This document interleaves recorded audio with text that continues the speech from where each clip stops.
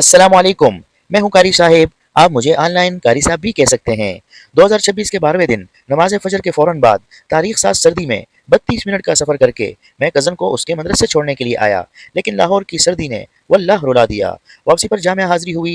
ये हमारे जामे के 8 क्लास के तलबा कराम हैं। इनके इस साल तजवीद लिल हुफ़ाज़ विफ़ाक़ के इम्तिहान है, तो इस सिलसिले में आज इनकी क्लास का इख्तिताम होता है। वल्लाह मदारिस दीनिया में ये उस्ताद और शागिर्द का जुदाई का लम्हा मजबूत दिलों को भी हिला देता है और आंखों को अश्कबार कर देता है। खैर अल्लाह तमाम तलबाए कराम को कामयाब फरमाएँ। 10 बजे जामे के हाल में वफाकी तलबाए कराम के तकरार की निगरानी ज़िम्मे होती है। फुर्सत को गनीमत समझकर रमज़ान की तैयारी के लिए कुरान का दौर शुरू कर देता हूँ।